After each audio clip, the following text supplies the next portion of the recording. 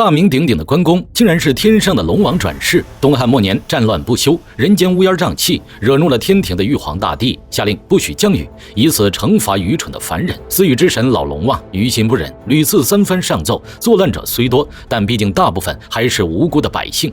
现在已经8个月没降雨，老百姓都快活不下去了。可玉皇大帝的态度很坚决，他现在很生气，谁也不能违抗他的命令。老龙王好自为之，要是敢私自降雨，别怪他不念情面。龙王气呼呼走了，手下青龙神询问怎么办，得到的是一个斩钉截铁的回答：回龙宫行云布雨，为了黎民苍生，他甘愿逆天而为。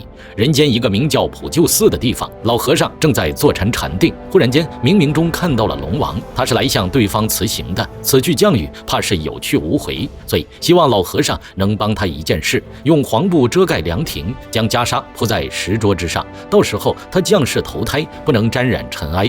老和尚点了3炷香，虔诚地向上苍跪拜。原本火辣辣的天空突然乌云密布，雷声阵阵，风雨交加，下雨了，百姓们欢欣鼓舞，终于有活路了。可只有和尚知道，这简单的一场雨到底付出了怎样的代价。天庭之上，龙王被押到玉帝面前，直到此时他仍不肯认错。玉帝怒不可遏，命天兵拨骨抽筋，将龙王贬下凡间受苦。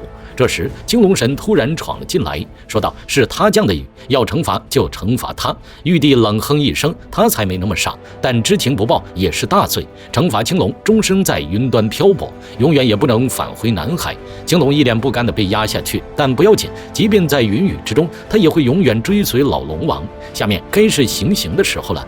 雷公电木齐上阵，风如剑，雨如针，雨打经络，电刺血路，抽龙筋，剥龙骨，废去龙王的全身武功，破坏他的金刚不坏之身，让他成为一个凡夫俗子，在人间受苦受难。老和尚已经准备好了，在那雨暂停风暂静之时，一颗大火球从天而降，袈裟也不停抖动，直接飞起迎接。关公圣体不受人间烟火，不染人间尘埃，袈裟帮他蔽体，来到凉亭，霹雳一声，老和尚目瞪口呆，在熊熊大火之中传来一声啼哭，定睛一看，一个婴儿浑身散发红光，躺在袈裟之上。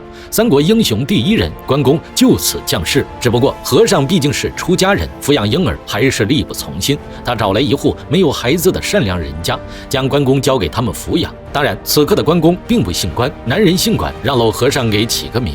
大师思索了一会儿，就叫长生吧。20多年过去，管长生长成了一个翩翩小伙，面如重枣，眉似卧蚕，一双丹凤眼炯炯有神，双臂有万斤神力，最好打抱不平。平日里看见有欺男霸女的事情，那是当仁不让的直接出手。巧合的是，被救下的女孩正是三国第一美女貂蝉。换一个剧本的话，二爷就直接抱得美人归了。但很可惜，这是东汉末年，突出的就是一个乱，欺男霸女的乃是吕雄一伙，他们跟官府勾结，小县城里无人能打，二爷才不管这些，只要是欺负人，那他就得管上一管。今天有他在场，看谁敢动女孩。双方大打出手，二爷的神力不是盖的，小喽啰一拳一个，对方连他一脚都摸不着。吕雄还想趁机拉走貂蝉，二爷能忍吗？飞起一脚就将他踹翻。男人起身使出虎鹤双形，看起来有几分架势，而年轻的二爷则一边对敌一边保护貂蝉。正所谓温香美玉软入怀，此恨绵绵无绝期。两人依依不舍，见吕雄还想找事儿，二爷一发狠，一拳就把对面干趴下了，这可闯了大祸。吕雄跟官府勾结，势力可是很强的。二爷让貂蝉父女赶紧离开，日后有机会再相见。杀了人，在本地是混不下去了。二爷回家跪别父母，开始了外出闯荡的传奇一生。时势造英雄，此时张角已经喊出那句经典的造反口号：苍天已死，黄天当立。黄巾军浩浩荡荡席卷了中原大地。青龙忽然出现空中，一路尾随着关公，哪怕转世投胎，对方也依旧是他的主公。二爷的这一路并不平稳，四周的官兵都得了命令，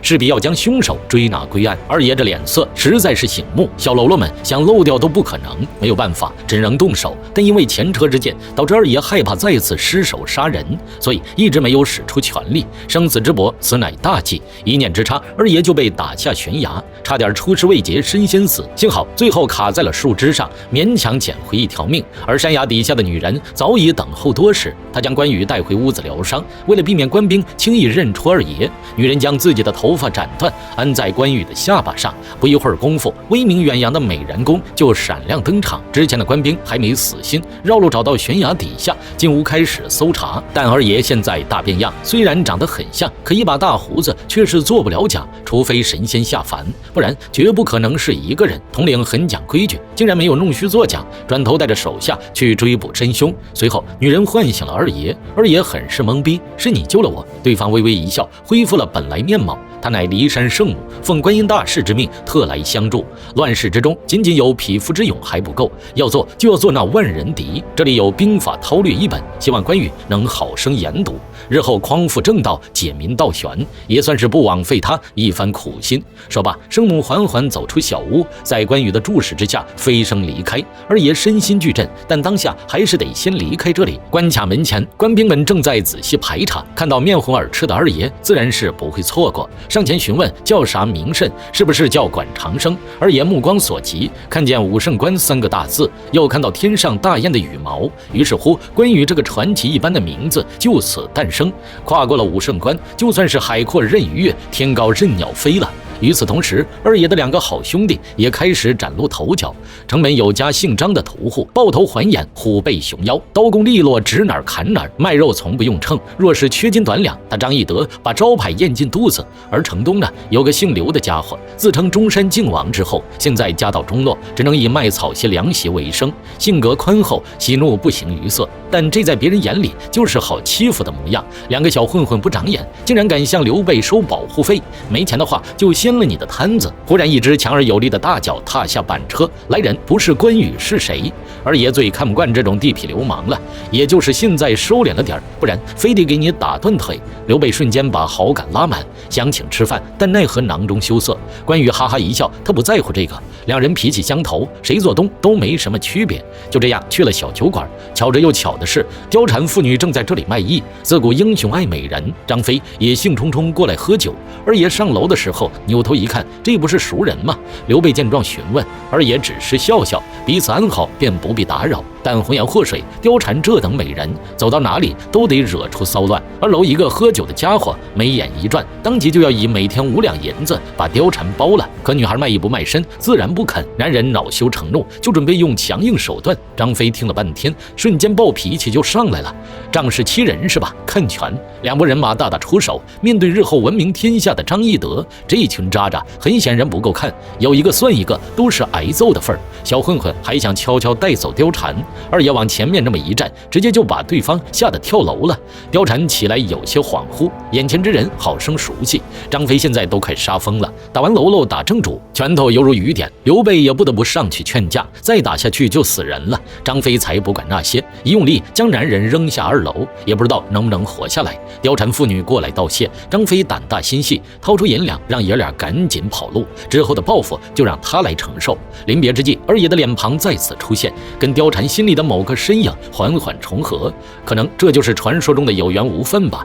酒楼事罢，刘关2人准备去找张飞结交一番，恰巧看到门口的大石头，这可是张飞引以为傲的地方，千斤巨石非神力者不能举。关羽偏偏不信这个邪，从小没啥特长，就是力气大，马步一扎，轻轻松松将巨石搬了个来回。张飞此时脸上却有些挂不住，天底下竟然有人比他还勇猛，暴脾气上来，直接大打出手。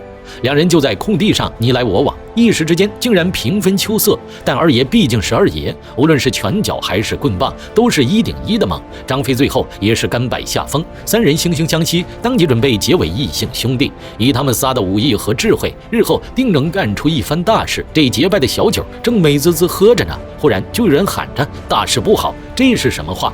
不过看在刘备的面子上，张飞压下了脾气询问，原来是王捕头来了。酒楼干架，张飞实在是太猛了，那人从2楼摔下来，刚到家就吐血身亡。县太爷肯定不能坐视不管，不过张屠户的鼎鼎大名，谁人不知，谁人不晓。王捕头此次前来，只是请张飞去走个过场。张飞跟着笑呵呵的捕头走了，关羽却敏锐地察觉到不对劲，别忘了他是怎么流落至此。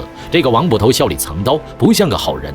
2人吩咐小厮前去打听消息，一有风吹草动就向他们汇报。县衙里，张飞大大咧咧走了进去，硬气不减半分。县令嘴上很客气，但等张飞飞刚一放松警惕，他就眼神示意手下动手，尼龙大网瞬间盖住全身。即便张飞天生神力，也挣不脱束缚，这一下可完蛋了。刘备、关羽听见这个消息也是大惊，为今之计只有一个办法。关羽神情凝重，缓缓说道：“杀狗官以二爷的身手搞偷袭，哪怕床上躺着的是吕布，也得吃个大亏。县令哭爹喊娘，被关羽押到大牢，将张飞救了出来。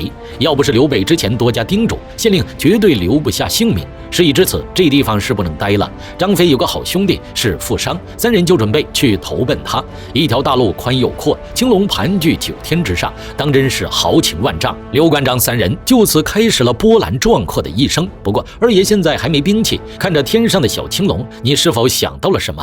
下期视频为您揭晓。